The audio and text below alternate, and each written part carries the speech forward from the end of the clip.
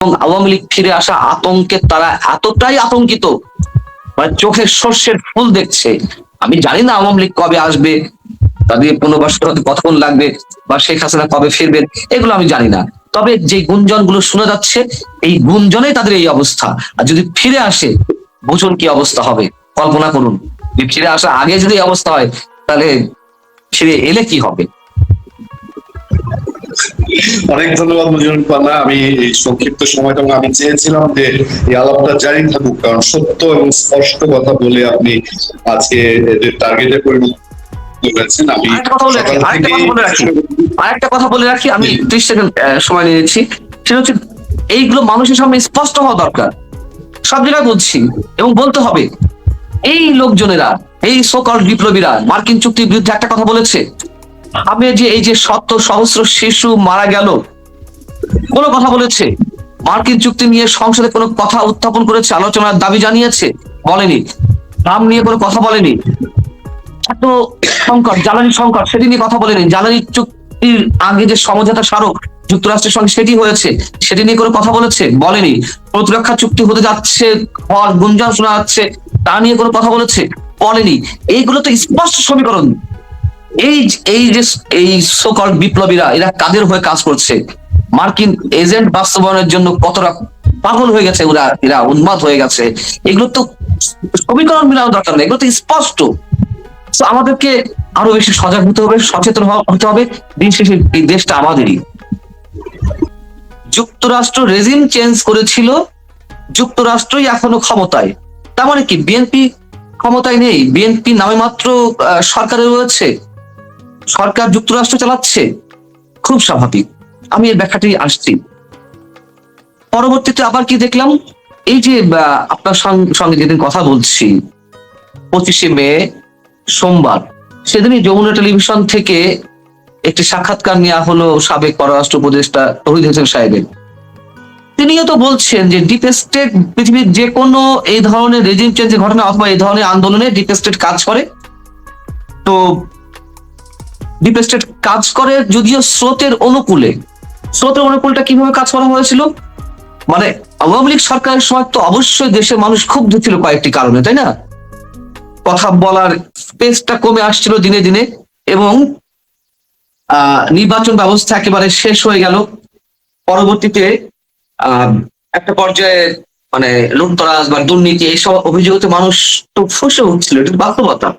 এবং মানুষের তারপরে একটা সফট কর্নার ছিল আওয়ামী লীগের প্রতি, যে মুক্তিযুদ্ধের সপক্ষের শক্তি, মুক্তিযুদ্ধের নেতৃত্ব দানকারী দল আওয়ামী লীগ।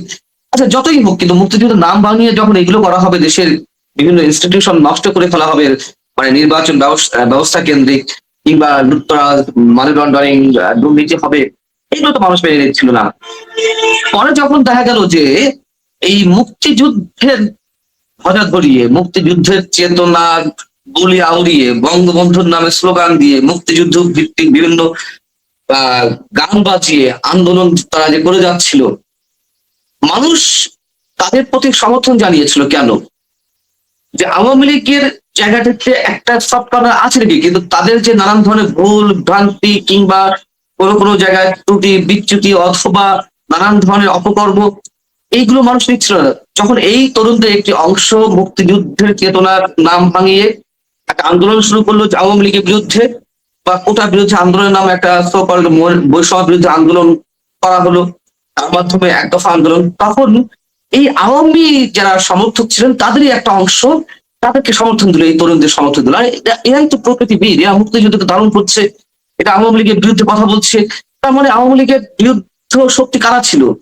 রাজাকার, আলবদর, আল শামস, কিংবা এই মতাদর্শে যারা বিশ্বাসী, অথবা বিএনপি অর্ধেকটা মুক্তিযুদ্ধপন্থী, অর্ধেকটা আবার তাদের মধ্যে স্বাধীনতা বিরোধী শক্তির কোন কোন ক্ষেত্রে ছায়া দেখা যায়। তো যাও, আওয়ামী লীগের সম্মিলিত রূপ ছিল বিরোধী দল যারা ছিল, তাদের অবস্থানটা ছিল ওই জায়গাটাতে। বিএনপি আমি ওইভাবে না। তাহলে কি হচ্ছে, যে মুক্তিযুদ্ধকে যারা মনে প্রাণে ধারণ করে, তাহলে এই তরুণরাই আবার আওয়ামী লীগ অপকর্মের বিরুদ্ধে কথা বলছে, নির্বাচন ব্যবস্থা যে ভেঙে ফেলা হয়েছে সেটির বিরুদ্ধে কথা বলছে। জনসমর্থনটি পেল। এই জনসমর্থন না পেলে, এই আন্দোলনে অসংখ্য মানুষ না নামলে তো আর এই আন্দোলনটি সফল হতো না। এই যে সোকল্ড বিপ্লব, আমি আবার এই শব্দটা বেশি বেশি বলতে চাই, তারা তো বিপ্লব বলে, এটা অবশ্যই সোপার বিপ্লব। তখন বিপ্লব কি, তারা কি এমন বিপ্লব করেছে? তারা শ্রমিক শ্রেণীর মুক্তির কথা বলেছে, কৃষক শ্রেণীর মুক্তির কথা বলেছে, মেহনতি মানুষের মুক্তির কথা বলেছে, বা তাদের মুক্তির জন্য কোনো কাজ করেছে? শেখ হাসিনা সরকারের বিদায়ের পরেও করেনি তো। অর্থাৎ মুক্তিযুদ্ধের চেতনার নাম ভাঙিয়ে বঙ্গবন্ধু নামে স্লোগান দিয়ে মানুষকে হিপনোটাইজ করে ফেলা হলো, মানুষ তাদেরকে সমর্থন দিল, কিন্তু 5 আগস্টের দুপুরের পর থেকে মানুষ অনুধাবন করা শুরু করলো যে তারা কোটি কোটি মানুষের সঙ্গে প্রতারণা করেছে। এবং এই যে তৌহিদ হোসেন সাহেব সর্বশেষ পর্যায়ে বললেন যে স্টেটে খেলা থাকতেই পারে, অবশ্যই ছিল। এবং আওয়ামী লীগ ফেরা নিয়েও তিনি মন্তব্য করেছেন আওয়ামী লীগ ফিরবে, আগামী নির্বাচনেও তারা প্রতিদ্বন্দ্বিতা করবে, এই কথাও বলেছেন। এখন কথা হচ্ছে যে রাজাকারদের তো রাজাকার বললে তারা খেপবে, পাগলকে যেমন পাগল বললে পাগল খেপা কুত্তা হয়ে ওঠে অথবা খেপে যায়, এরকম আমি যদি চুরি করে থাকি আমাকে চোর বললে তো আমার গায়ে তো বাঁধবে, কিন্তু আমি যদি চুরি না করে থাকি আমার গায়ে তো বাঁধবে না। পাগলে কি বললো না, ছাগলে কি না খাই, বিষয়টা সেরকম। তো অনেকেই ফাঁসি চাইছে, অনেকেই আক্রমণ করছে, অনেকেই মব করবে, অনেকেই জেলে ভরছে, অনেকেই মামলার কথা বলছে, অ্যারেস্ট করার কথা বলছে। বলুক, বলুক না, আমরা তো সবসময় সত্যটা উচ্চারণ করছি, সেখান থেকে তো থেমে থাক যাবো না। তারা যা ইচ্ছা পারলে করবে, এটা তাদের বিষয়, কিন্তু এটা মনে করার কোনো কারণ নেই যে কণ্ঠ থামিয়ে দেওয়া যাবে। আমি শুনতে পারছি না বুনিয়া ভাই, আমি শুনতে পারছি না, আমি কিছু শুনতে পারছি না। আমার মনে হয় আমাদের এই আলোচনাগুলো সত্যি জারি রাখা প্রয়োজন, কারণ আপনার উপরে এর আগে ইউনূস আমলে যখন অবিচার হয়েছে তখনও আমরা কথা বলেছি, মানুষ কথা বলেছে। আজকেও আমি সোশ্যাল মিডিয়ায় যে অবস্থা দেখলাম আপনার এই একটা বক্তব্য ঘিরে, এবং এটাকে মানে অপব্যবহার করে যা হচ্ছে, আমি বলেছি যে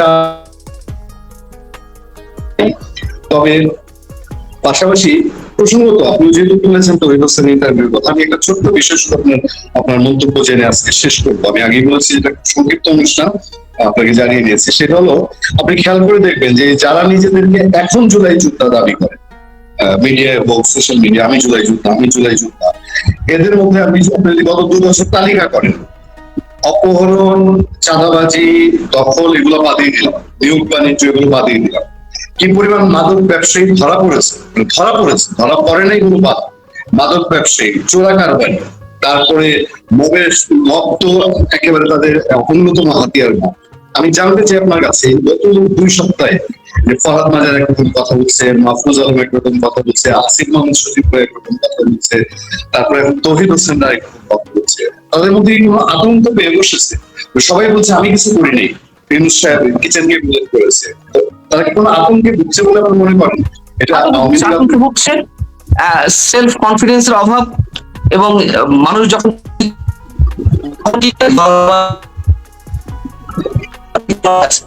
মানে ওটুকু বাকি আছে। শুনুন, এই যে এরা যদি এতটাই বিপ্লব করে থাকে, এতটাই বিপ্লবী হয়ে থাকে, মানুষের সেই সমর্থনটি কোথায়? 6টা আসন পেল কাদের দয়ায়, কাদের ভোটে?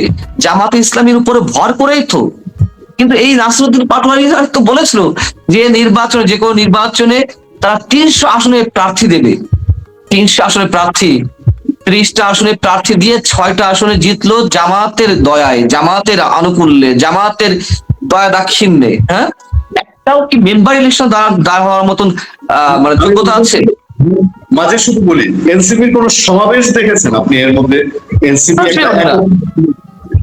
না না না না না, প্রশ্নই ওঠে না।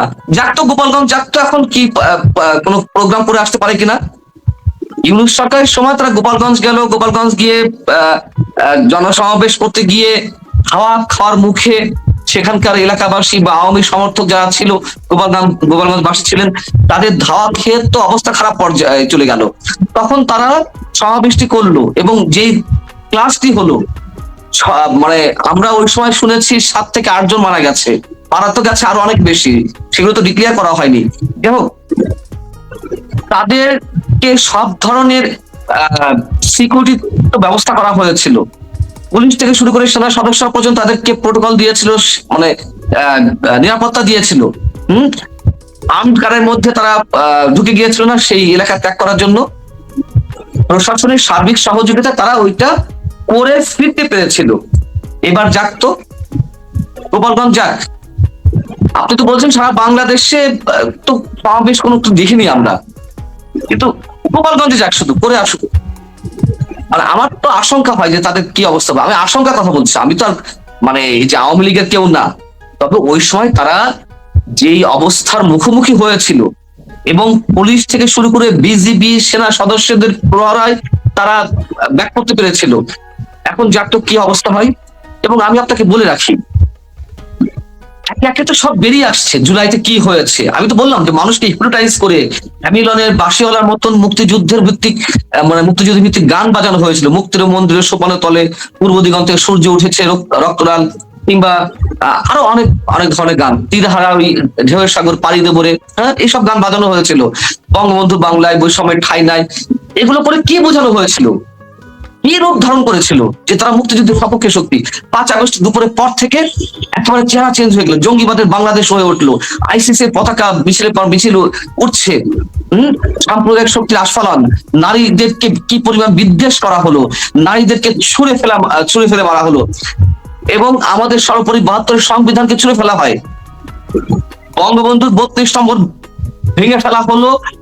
এই আসিফ মাহমুদ যখন উপদেষ্টা ছিলেন, ফেসবুকে ডিরেক্ট লিখলেন তিনি যে আজ উল্লাস হবে, বুলডোজার দিয়ে যে সন্ধ্যায় 32 নম্বর ঘুরিয়ে দেওয়া হলো, তার আগে সে স্ট্যাটাস দিচ্ছে। মাহবুজ আলম, এই যে মহাপণ্ডিত মাস্টার মাইন্ড, উনি স্ট্যাটাস দিলেন ওই দিন যে আজ ফ্যাসিবাদের তীর্থভূমি ঘুরিয়ে দেওয়া হবে। কি পেয়েছে এরা যে বলেছিল যে একটা পরিবর্তিত বাংলাদেশ মানুষ স্বপ্ন দেখতে শুরু করেছিল, তার বদলে আমরা কি দেখলাম? কি উপস্থিত হলো আমাদের সামনে? একটা অরাজকতার বাংলাদেশ, মবের বাংলাদেশ, হরিলুর, দুর্নীতি, নারী কেলেঙ্কারি, একের পর এক সংবিধান ছুঁড়ে ফেলে বাংলাদেশকে পাকিস্তান বানিয়ে ফেলে। বাকিটা রেখেছি কি এই 18 মাসে? এখনো তাদের সে উদ্ধত্ত চলছে এখনো পর্যন্ত। এবং এই আসিফ মাহমুদ সজীব হয়তো বলেছিল যে আমরা 5 আগস্ট যদি শেখ হাসিনা সরকার বিদায় না নিত, আমরা সশস্ত্র বিপ্লবের অংশ মানে প্রস্তুতি ছিল আমাদের। সেই সশস্ত্র বিপ্লব করার জন্য যে অস্ত্রের প্রয়োজন ছিল, সেই অস্ত্রগুলো কোথায়? যে 400 থানা লুট হলো, সেই থানার অস্ত্রগুলো কোথায়? কয়টি উদ্ধার হয়েছে? এবং এই আসিফ মাহমুদ সজীব ভুঁইয়া গত কয়েকদিন আগে নাসিরউদ্দিন পাটোয়ারিকে ডিম মারার বা তার উপরে আক্রমণ করার যে প্রতিবাদে তার যে বক্তব্য, সে তো সেদিনও বললো যে সরকার যদি মনে করে যে তারা ভায়োলেন্স করবে, তো ভায়োলেন্স কে কতটা পারে আমরা জুলাইয়ে দেখে দিয়েছি। তার মানে তারা ভায়োলেন্স করেছে, তারা সহিংসতা করেছে, এবং সহিংসতা তারা যা করতে পারে তাদের চেয়ে অন্য কেউ করতে পারে না, এটা তো তারা নিজের মুখে বলেছে। তাহলে জুলাই আসলে কি ছিল? সন্ত্রাসী ঘটনা ছিল, জঙ্গিবাদী ঘটনা ছিল, অথবা জুলাই আন্দোলনের পরে জঙ্গিবাদের তারা পুনর্বাসিত করতে চেয়েছিল, জঙ্গিময় বাংলাদেশে রূপান্তর করতে চেয়েছিল এই বাংলাদেশকে? এগুলো তো সবই তাদের কথার পরিপ্রেক্ষিতে আমরা বলছি, আমরা তো নতুন কোনো কথা বলছি না। অতএব জুলাই আন্দোলনের পেছনে কারা ছিল, কি ছিল। এবং আরো একটা কথা বলে রাখি, ওই ডিপ স্টেটের খেলা তো ছিল শেখ হাসিনা সরকারের পতনের মধ্য দিয়ে একটা জঙ্গি গোষ্ঠীকে ক্ষমতা নিয়ে আসা। তারা অর্ধেকটা সফল হয়েছে, শেখ হাসিনা সরকারের পতনটা করুণ ভাবে ঘটাতে পেরেছে। যেহেতু জনগণের একটা চাপা ক্ষোভ ছিল, সেই ক্ষোভটাকে তারা কাজে লাগিয়েছে মুক্তিযুদ্ধের চেতনাকে মানে মুক্তিযুদ্ধের চেতনা বলিয়া উড়িয়ে। অর্ধেকটা সফল হয়েছে, বাকি অর্ধেকটা সফল হয়নি। আমাদের প্রধানমন্ত্রী তারেক রহমান কিংবা বিএনপি কিন্তু এখনো বুঝতে পারছে না যে কোন দিকে যাচ্ছে বাংলাদেশ। ডিপ স্টেট এখনো পর্যন্ত খেলছে, আমি বারবার এই কথাটি বলছি। তারা তাদের খেলাটি সম্পূর্ণ করবে, জঙ্গিবাদী গোষ্ঠীকে ক্ষমতায় নিয়ে আসবে, তারপরে আরো যা যা আছে বাংলাদেশ থেকে শুষে নেওয়া যায়, যা যা ভূ রাজনৈতিক জায়গা থেকে তাদের যে সব এজেন্ডা আছে সেগুলো তারা বাস্তবায়ন করার চেষ্টা করতে চায়। এবং এই এনসিপি লোকজন, এই যে হাদি, এই ইনকলাব মঞ্চ, তারা কি না বলেছে তারেক রহমানের বিরুদ্ধে, কি সব স্ল্যাং ইউজ করেছে। এরা আবার আমাদেরকে শিষ্টাচার দেখাতে আসে, শিষ্টাচার শেখাতে আসে। কি দারুণ নির্মম পরিহাস আমাদের জন্য, তাই না? এই মানুষেরা আমাদেরকে শিষ্টাচার দেখাতে আসে। কি অদ্ভুত বাংলাদেশ। ভাই, বাস্তবতা হচ্ছে যে এখন আস্তে আস্তে সবকিছু পরিষ্কার হচ্ছে, তাদের জনভিত্তি নেই। জনভিত্তি না থাকলে মানুষ যা করে তারা সেগুলোই করার চেষ্টা করছে। কোনো যৌক্তিক কোনো কথাবার্তা তাদের কাছে গ্রহণযোগ্য নয়, বাস্তবতা তাদের কাছে গ্রহণযোগ্য নয়। এবং আমি আসলে বলতে চাই যে একটা সরকার যেভাবে ছিল, ইন্টারিম সরকার যেভাবে থাকার কথা ছিল, তারা কি সত্যি সেভাবে ছিল? ছিল না।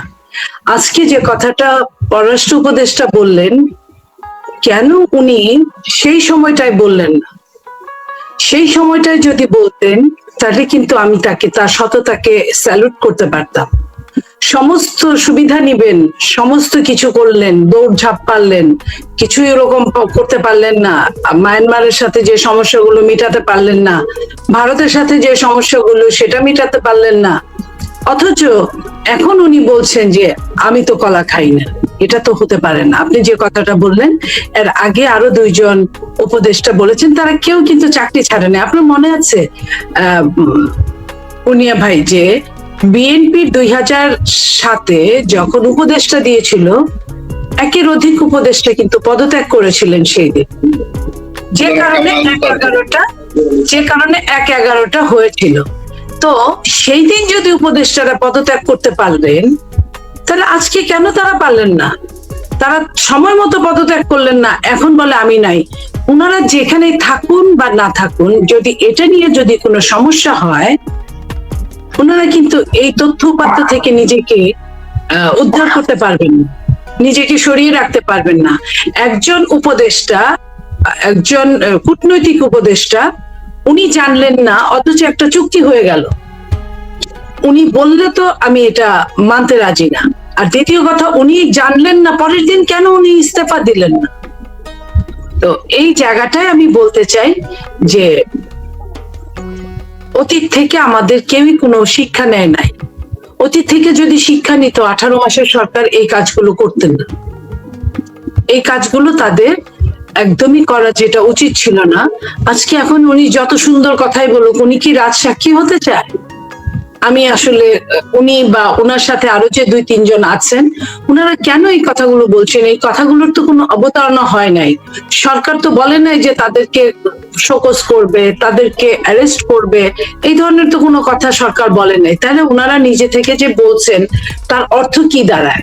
তার অর্থ ওনারা কি খুব বেশি খারাপ কাজ করে ফেলেছেন, যেটা এখন মনে করছেন যে এটা বের হয়ে যাবে, সেই বের হওয়ার আগে নিজেরা আমরা রাজসাক্ষী হয়ে যাই?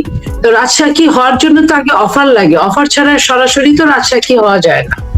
তো এই কারণে আমি বলতে চাই যে ওনারা এই জায়গাটার জবাবদিহিতা, today or tomorrow, Sheikh Hasina যদি তার অত্যাচারের যদি আপনার সেখান থেকে যদি বাঁচতে না পারে, এত বড় সে 4 বারের ক্ষমতা একসাথে, তো ওনাদের তো মাত্র 18 মাস, ওনারা কিভাবে এখান থেকে রক্ষা পাবে? আমি জানি না।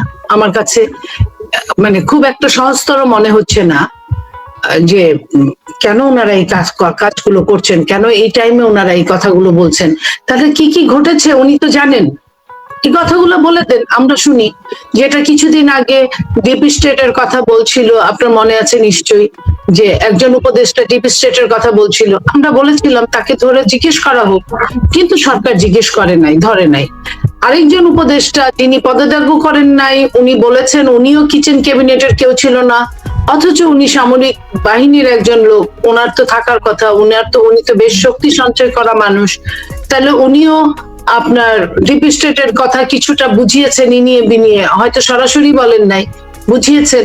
তো এই জায়গাগুলোতে আমরা আসলে বাংলাদেশের এত টানাপোড়েনের মধ্যে আমরা চাই এই জায়গাগুলো বুঝতে, কেন তারা এই যে তাইরে নাইরে করে সময় কাটালো, এবং সত্যিকার অর্থে ভোগ বিলাসিতায় তো ঠিকই তারা ডুবেছিল, শুধুমাত্র ভালো কাজগুলো করতে পারলো না। দুঃখ এই যা তারা কিন্তু যে 3জন মুখ খুলেছে, 3জনই বলছে তারা পদত্যাগ করতে চেয়েছিল। আজকেও তহিদ হোসেন বলছে সে 3বার পদত্যাগ করতে চেয়েছে। 3বার না 30 বার, এটা তো আমাদের এইটা ফ্যাক্টর না। 3বার না 30 বার ওনারা করে নাই, এটাই আমি একজন জনগণের একজন হিসেবে, আমি একজন সাধারণ নাগরিক হিসেবে বলতে পারি। আমরা তো দেখিনি ওনাকে নিয়ে যখন কথা হলো, যে মায়ানমারের ব্যাপারে, করিডোরটার ব্যাপারে যখন কথা হলো, উনি বললেন যে হয়ে গেছে। আপনার মনে আছে উনি বলেছিলেন হয়ে গেছে? তখন প্রতিরক্ষা উপদেষ্টা, আজকে যিনি পররাষ্ট্রমন্ত্রী, উনি বলেছিলেন না এখনো হয়নি, অথচ ঘটনা কিন্তু ঘটে গিয়েছিল। তাহলে তখনও কেন উনার কথা, উনি কূটনৈতিক উপদেষ্টা, উনার কথা যখন কাজে লাগলো না, তখনও তো উনি পদত্যাগ করার ওনার অনেকগুলো রাস্তা ছিল, কেন উনি সেটা করেন নাই? ধন্যবাদ মুনিপা। আমি আবারও আসবো আপনার কাছে। আমি একটু গৌতমদার কাছে চাই দাদা, আমাদের মূল আলোচ্যগুলো জানতে চাই মাত্র রুবিও আমেরিকার পররাষ্ট্র মন্ত্রণালয়ের মন্ত্রক দেখেন সব জায়গায় আগ্রহ আছে, তার সফর সম্পর্কে আমরা খুব বিশেষ কিছু জানতে চাই, যদি ভেতরকার কোনো খবর পাই। আমি একটু ধরিয়ে দিই, বাংলাদেশে মেইনলি আওয়ামী লীগ শিবিরের একটা প্রচার আছে যে মার্কো রুবিও ইন্ডিয়াতে বলেছেন যে বাংলাদেশের রিজিম চেঞ্জ করাটা আমেরিকার হচ্ছে। তারপরেও এটা যদি নাও হয়, তারপরেও মার্কো রুবিওর ওই ট্যুর আমি মনে করি যে বাংলাদেশে শুনতে পারে, কারণ এই যে বাংলাদেশে ওপেন সিক্রেট এখন যে যা হচ্ছে যা হয়েছে আমেরিকার খুব ভালোই এখানে ইনভলভমেন্ট আছে, এটা একটু জানতে চাই। এবং পাশাপাশি এই বাংলাদেশ থেকে উঠেছে, আমরা যেটা নিয়ে নিরবসের কথা বলছিলাম, যে আওয়ামী লীগ আগামী নির্বাচনে প্রতিদ্বন্দ্বিতা করবে। আপনি সম্প্রতি সাবেক প্রধানমন্ত্রী শেখ হাসিনার একটা ইন্টারভিউ করেছেন, আওয়ামী লীগ আগামীতে নির্বাচন করবে। আমি মনে আপনার কাছে বিষয়টা নিয়ে যাবো, দাদার কাছে জানতে চাই যে এই ধরনের কোনো কোনো নেগোসিয়েশন, কোনো কি আন্ডারস্ট্যান্ডিং এর কোনো বিষয় করছে কিনা, ভেতর ভেতর রাজনীতির কোনো গুরুত্বপূর্ণ কোনো বিষয় আছে কিনা? ধন্যবাদ সকলকে আমার নমস্কার এবং শুভেচ্ছা। কিন্তু প্রথম কথা, আপনি যেগুলো বললেন যেগুলো প্রচারিত হয়েছে বাংলাদেশে যে মার্কো রুবিওর ভারত সফর নিয়ে, সত্যি কথা বলতে গেলে বাংলাদেশ প্রসঙ্গে কোনো আলোচনা হয়েছিল কিনা মানে এটা আমার জানা নেই, ফলে আমি এ ব্যাপারে কোনো মন্তব্য করতে পারবো না। এক, দ্বিতীয়ত আমি যেটা বলতে পারি, যেটা হ্যাঁ একটা কথা যেটা ওরা অফিসিয়ালি বলেছেন, সেটা হচ্ছে আঞ্চলিক বিষয়ে আলোচনা হয়েছে। এখন আঞ্চলিক বিষয়ের মধ্যে বাংলাদেশ কিনা এই বিষয়টা কেউই, ভারতীয় সাংবাদিকরা যারা যেখানে প্রশ্ন করেছেন কেউই বাংলাদেশ প্রসঙ্গে প্রশ্ন করেন। এবং আজকে বাংলাদেশের কোন প্রতিনিধি সাংবাদিক থাকলে তিনি হয়তো করতে পারতেন, কিন্তু তিনিও ছিলেন না, সেরকম কেউ ছিল না। আমি এটাকে কোনো পুষ্টি করছি না এই সংবাদে যে মার্কো রুবিও এই ধরনের সংবাদ বলেছিলেন যে বাংলাদেশের রেজিম চেঞ্জটা করাটা ভুল হয়েছিল। আমি দেখেছি বেরোচ্ছে, এটা আমার কাছে কোনো তথ্য নেই। হয়তো যাদের কাছে আছে তারা, তাদের কাউকে ধরে যদি আপনি জিজ্ঞেস করেন সেটা হয়তো একটু ভালো হবে আর কি। আমি এই ক্ষেত্রে খুব বলতে পারি যে সে অর্থে ততটা সফল সাংবাদিক নয় যে এতটা ভেতরের খবর জানতে পারি, যা আমি জানতে পারি বলতে পারছি, আমি অকপটে স্বীকার করছি। দ্বিতীয় কথা আপনি যেটা বলেছেন যে হ্যাঁ, আমি বললাম ওই আঞ্চলিক বিষয়, এটা আরো দীর্ঘায়িত পরে হয়তো জানা যেতে পারে আঞ্চলিক বিষয় বলতে কি কি আলোচনা হয়েছে।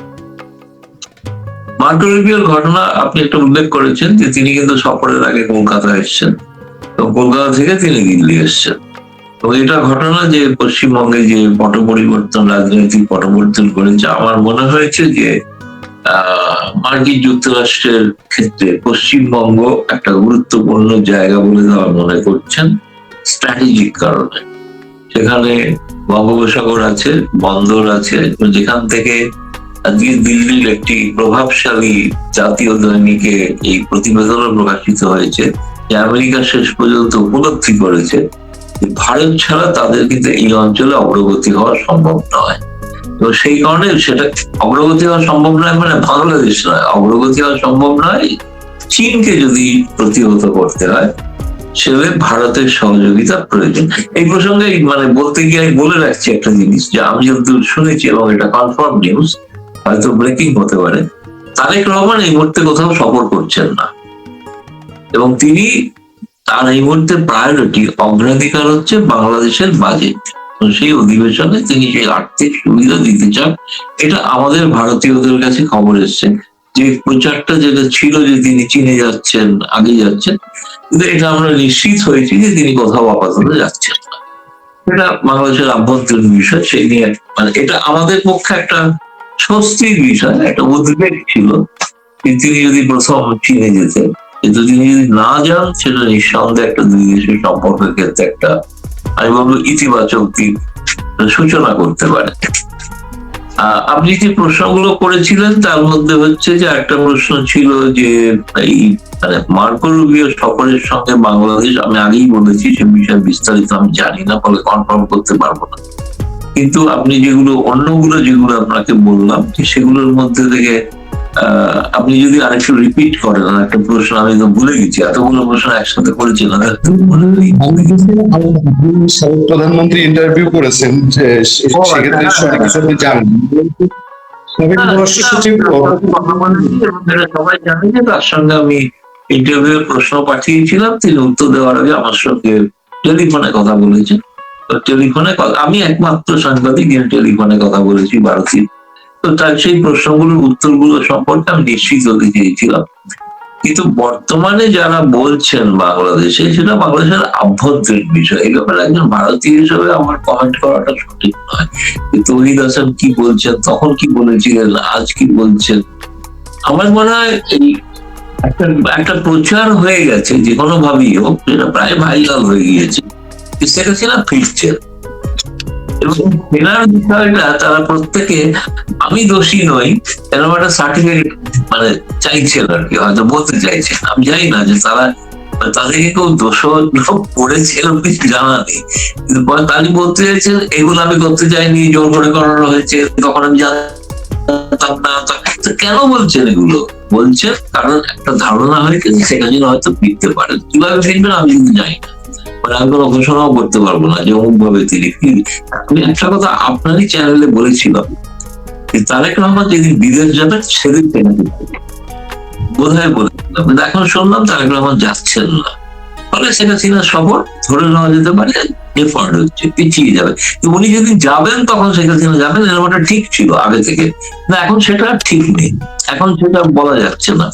বলতো আমিও জানি না, আমি এরপরে উনি আমাকে বলেছেন সাক্ষাৎকার দেবেন, সেদিন সরাসরি জিজ্ঞেস করবো আর কি এই বিষয়টা, সেটা জানি খুব তাড়াতাড়ি যেন নিশ্চয়ই নয়। ফলে আপনি যে কথাগুলো উল্লেখ করেছেন অন্য বর্তমান বাংলাদেশের সাবেক কিছু কর্মকর্তা, অনেকে হয়তো যে কোনো কারণেই হোক হয়তো হতে পারে যে পিঠ বাঁচাতে চাইছেন, সেটা আমি জানি না, বলতে পারবো না। ফলে এটা আমার কমেন্ট করাটা অনুচিত আর কি। অনুচিত যে বাংলাদেশের আভ্যন্তরীণ বিষয়, যেটা বিএনপি একটা নির্বাচিত সরকার, আমি পছন্দ করি না করি, মানুষের ভোটে তারা নির্বাচিত হয়েছে। এই নির্বাচন নিয়ে প্রশ্ন, শেখ হাসিনার নির্বাচন নিয়েও প্রশ্ন ছিল, এই নির্বাচন নিয়েও প্রশ্ন আছে, ইনক্লুসিভ নয় বলে আমরা মনে করি। কিন্তু তা সত্ত্বেও নির্বাচিত সরকার, সেই নির্বাচিত সরকারের সঙ্গে অতীতেও যেরকম ভারত কাজ করেছে, এখনো কাজ করবে বর্তমান সরকারের। এবং নিশ্চয়ই আপনারা দেখেছেন প্রণয় বর্মা যেভাবে গতকাল তিনি তার বিদায় সম্বর্ধনার সময় তিনি প্রধানমন্ত্রী তারেক রহমানের সঙ্গে সাক্ষাৎ করেছেন, খুব চমৎকার তাদের মধ্যে বৈঠক হয়েছে আমি শুনেছি। এবং পরবর্তী সময়ে তিনি হাই কমিশনে ফিরে এসে তিনি নিজের স্বয়ং খুব ভালো গায়ক, তিনি গানও গাইছেন, দেখুন সবাই গান শুনছে এবং খুবই চমৎকার একটা পরিবেশ ছিল। ফলে আমার মনে নতুন যিনি হাই কমিশনার যাবেন, তিনি এইখান থেকে বাকি সম্পর্কটা আগে নিয়ে যাওয়ার একটা চেষ্টা করতে। আপনার অন্য কোনো প্রশ্ন থাকলে আমি বলতে পারি। আমি আসবো দাদা আপনার কাছে। আমি একটু নীলুফার চৌধুরী মনির কাছ থেকে আবার একটু আসতে চাই। মনিবা, এই যে তৌহিদ হোসেনের বক্তব্য যে আওয়ামী লীগ আগামী নির্বাচনে অংশ নিবে, তারপর শেখ হাসিনা বলছেন তার দিক থেকে বাংলাদেশের পত্রিকাও নিউজ আছে যে তিনি খুব দ্রুত ফিরতে চান। দাদা বললেন যে হয়তো প্রধানমন্ত্রী তারেক রহমান যে দেশের বাইরে যাবেন এমন একটা সুযোগে বা সেই সময়ে ফিরবেন। আপনি ডক্টর ইউনূস সরকারের সময় থেকে আপনি আওয়ামী লীগের রাজনীতি নিষিদ্ধ থাকার বিপক্ষে আপনি ছিলেন। আপনি সবসময় আপনি স্পষ্ট মন্তব্য করেছেন যে আপনি কোন রাজনীতি নিষিদ্ধের পক্ষে না। এখন প্রেক্ষাপটটি একটু চেঞ্জ, এবং দাদা যেটা সন্দেহ করছেন আমরা সন্দেহ করছি যে এই যে ইউনূসের লোকজন বলছে আমি কিছু করি নাই, এটা কি শেখ হাসিনা আসতে পারে, আওয়ামী লীগ রাজনীতিতে ব্যাক করতে পারে, এটার সাথে কোনো সম্পর্ক আছে কি? আপনি কি সেরকম মনে করেন কিনা? আমি একটা জিনিস বুঝি, আওয়ামী লীগ একটা পুরানো রাজনৈতিক দল। আওয়ামী লীগ আপনার জামাতকে ব্যান করেছিল, তারপরেও জামাত কিন্তু বেনামি নির্বাচন করেছিল।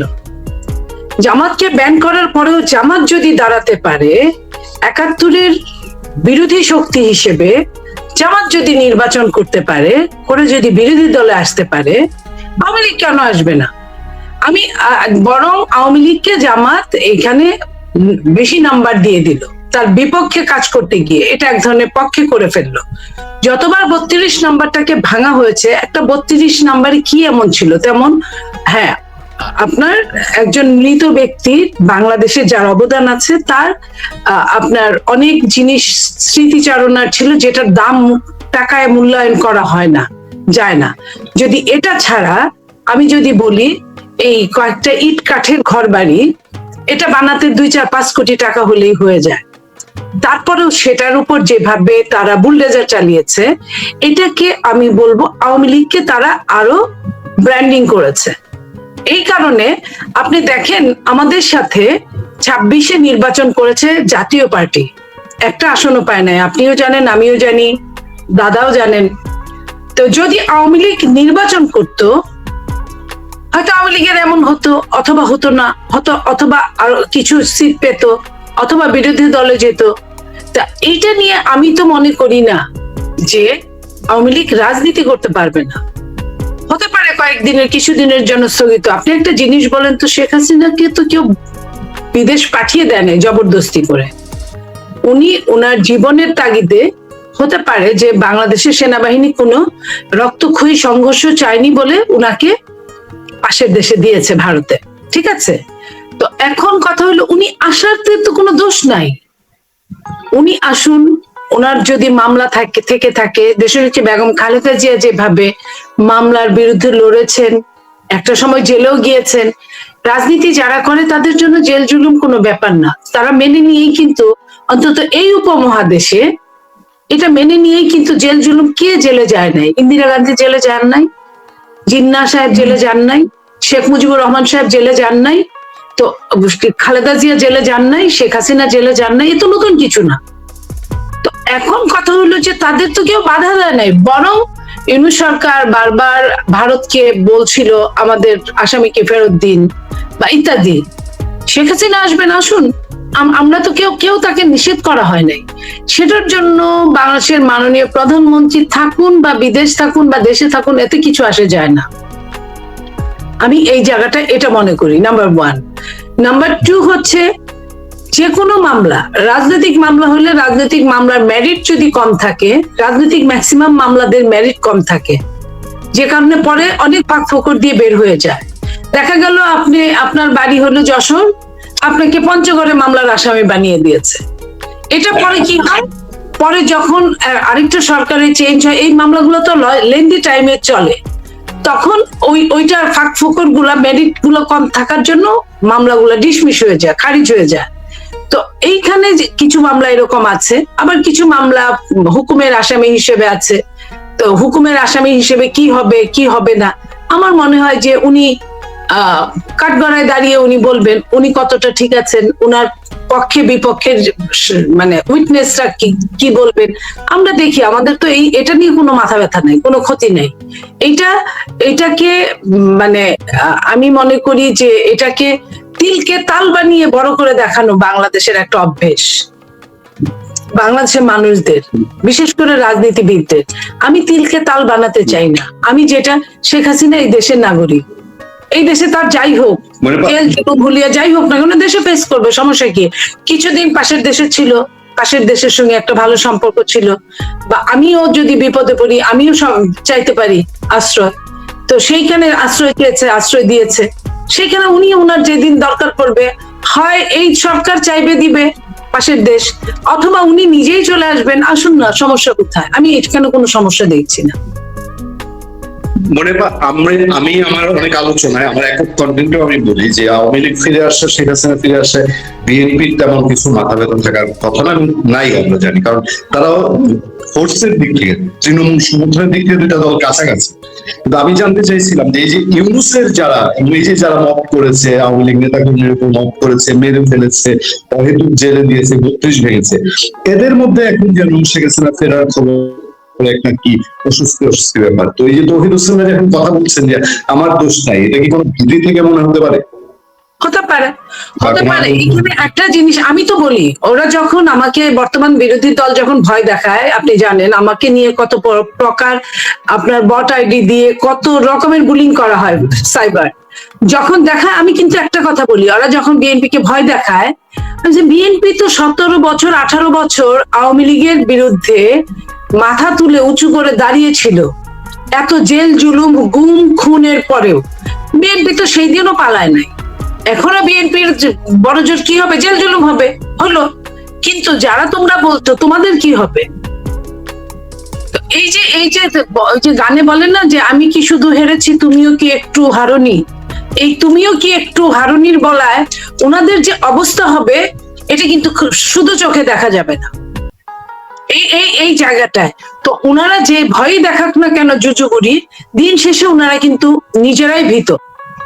নিজেরাই যে ভীত এটা কিন্তু তাদের কণ্ঠস্বরে, তাদের জবানবন্দিতে কিন্তু এটা বোঝা যায়। নইলে ঠাকুর ঘরে কেঁদে আমি তো কলা খাই না, তাদের তো বলার কোনো কথা না আমি এটা জানি না, কারণ এই ধরনের কোশ্চেন তো আসে নাই এখন। তাহলে আপনি জানেন বা জানেন না এটা নিয়ে তো কথা আসবে কেন? আমি এটা আমি আমার মানে সাদা পাতায় আমি এইটুকুই মনে করি। ছোট্ট একটা প্রসঙ্গে আপনাকে দিয়ে শেষ করবো, তার আগে আমি একটু দাদার কাছে যেতে চাই। আমি আজকে অনুষ্ঠান হয়তো দেরি লম্বা করবো না। দাদা, আপনার এখানে আসতে আমার দুটা প্রশ্ন জমে যায় একসাথে। একটা হচ্ছে যে আমাদের পররাষ্ট্র এখন যিনি মন্ত্রী আছেন তিনি ইউনূসের পররাষ্ট্রটা পুরোটা সামলাতেন, এবং আজকে তৌহিদ হোসেনও একরকম স্বীকার করেছেন যে তার পররাষ্ট্র মন্ত্রণালয়ে সে একরকম ঢেউটিন বা আমরা যেটাকে বলি ছাগলের 3 নম্বর বাচ্চা হয়ে থাকার। তো ইউনূসের যে পররাষ্ট্র নীতিটা ছিল ভারতের ক্ষেত্রে যেভাবে অবনতি হয়েছিল, আবার শেখ খলিলুর রহমান সাহেব এখন আমাদের পররাষ্ট্র মন্ত্রণালয়ে আছেন, উন্নতির কোনো লক্ষণ আছে কিনা? আর দ্বিতীয়ত হচ্ছে গঙ্গা চুক্তির ভবিষ্যৎ কি শেষ পর্যন্ত আপনার কাছে? এই দুইটা প্রশ্ন করতে চাই। ধন্যবাদ। প্রথম কথা, আমি যতদূর বুঝেছি প্রথম দিকে ভারত সরকার প্রধানমন্ত্রী যেভাবে তারেক রহমানের প্রতি উষ্ণতা দেখিয়েছিলেন, যে কোনো কারণে হোক তাতে একটু শীতলতা আমরা লক্ষ্য করছি, এবং এটার জন্য আমাদের সর্বশেষ মূল্যায়ন তারেক রহমান নয়, এই মূল্যায়নটা হচ্ছে বোধহয় খলিলুর রহমানের একটা কোনো ভূমিকা, সেটা বাংলাদেশকে ভালো করে বিচার করে দেখতে হবে। তার স্বার্থ কি আমি সেটা জানি না। তিনি যে রাষ্ট্রসংঘে জাতিসংঘে সভাপতিত্ব করতে চান, সেখানে কি কোনো অসুবিধা হচ্ছে, ভারত কি কোনো বাধা তৈরি করছে কিনা আমি জানি না। তিনি ভারতের সঙ্গে সম্পর্ক তৈরি করার ক্ষেত্রে একটা বাধা তৈরি করছেন। সবচেয়ে দুর্ভাগ্যজনক যেটা হচ্ছে যে গঙ্গা চুক্তি, ধরুন আপনি 2026 সালে যেটা পুনর্নবীকরণ করতে হবে, চুক্তির বিষয়টা হচ্ছে জানুয়ারি থেকে মে মাস, এই সময় যে শুকা মরশুম তাতে যে পানি যাবে সেইটা পর্যালোচনা করে তার একটা সিদ্ধান্ত। 21শে মে এত দেরিতে কেন তারেক রহমান শুরু করলেন আলোচনা? এবং ফারাক্কা এবং কলকাতায় যেটা হচ্ছে আলোচনা, সেটা হচ্ছে কারিগরি কমিটির আলোচনা, মানে যৌথ নদী কমিশনের না, এই আলোচনার ফল যৌথ নদী কমিশনে যাবে। ফলে জুন মাস তো পেরিয়ে যাবে, এরপরে তো বন্যা শুরু হবে, তখন তো বন্যাতে আমরাও প্লাবিত হবে, বাংলাদেশও প্লাবিত হবে। সেটা তো নয়, বিষয়টা ছিল চুক্তিটার বিষয় অনেক আগে শুরু, কেন এত দেরি হলো এই বিষয়টা বাংলাদেশকে একটু ভেবে দেখার দরকার আছে আমার মনে হয়।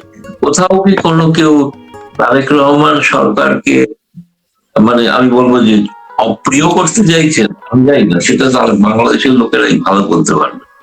মানে কি তিনি কিন্তু খুব সদিচ্ছা দিয়েছিলেন। আমি যতদূর জানি গতকাল ভারতের বিদায়ী হাই কমিশনার প্রণয় বর্মা যখন দেখা করেছেন, আমরা যে ফিডব্যাক পেয়েছি সেটা অত্যন্ত ইতিবাচক ছিল, অত্যন্ত ইতিবাচক। এবং তিনি তার দিক থেকে কিন্তু তার কোনো সদিচ্ছার কোনো অভাব আছে এটা কিন্তু আমাদের মনে হচ্ছে না, কিন্তু কোথাও একটা কেউ তাকে পিছু টান দিচ্ছে, সেইটা একটা সমস্যা তৈরি হচ্ছে। এটা বাংলাদেশকে এই সমস্যাটা সমাধান করতে হবে। আমরা হাত বাড়িয়ে রেখেছি, প্রশ্নটা হচ্ছে আমরা কিন্তু নির্বাচিত তারেক রহমান সরকারের প্রতি হাত বাড়িয়ে রেখেছি, কিন্তু একই সঙ্গে আওয়ামী লীগের ফেরার বিষয়টাও যদি আপনি তোলেন, সেটা কিন্তু তারেক রহমান সরকারের সঙ্গে নেগোশিয়েট করে ফিরতে হবে, বা তারেক রহমান সরকারকে অগ্রণী হতে হবে যে সত্যি তারা আওয়ামী লীগকে স্পেস, ধরুন নির্বাচন তো এখনই হচ্ছে না, নির্বাচন হবে 5 বছর পরে, তো 5 বছর পরে কি হবে তখন সেটা আওয়ামী লীগ ঠিক করুক। সেই আলোচনাটা কিন্তু এটা তারেক রহমানের বিএনপি এবং আওয়ামী লীগের মধ্যে হওয়া উচিত বলে আমার মনে হয়।